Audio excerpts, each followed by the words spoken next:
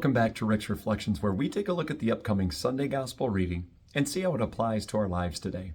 Well, this Sunday is the third Sunday of Easter, and we're going to pick up where a couple of Jesus' disciples are walking on the way to Emmaus. And Jesus is going to join them, although they don't know it's him until later when he breaks the bread. But there is a real key component here. As they're walking and talking, Jesus just continues to ask them questions. What's going on? What's happening? And they're kind of confused because they think, haven't you heard about all the stuff going on in these days? And so they retell the story to Jesus, and he listens and is patient with them, and they get to recount it. And then when he starts talking too, there's this fire built up within them. And they didn't recognize him until the breaking of the bread. And then when they did, he vanished.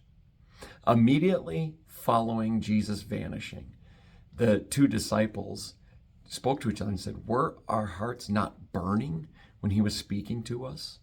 And I wonder if we're the same way. When we hear the words of Christ, when we hear the scriptures, do our hearts burn? Do we have that intensity, that love of what the Father, what the Holy Spirit, and what the Son are saying to us?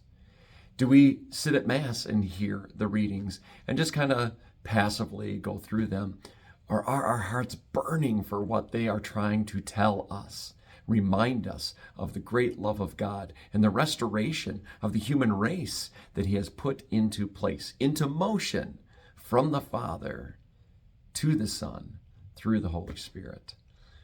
This week, as we listen to not only Gospels, but the other readings, may our hearts burn with intensity and love of God, who loved us first. Thank you so much for joining us. We look forward to seeing you next time on Rick's Reflections.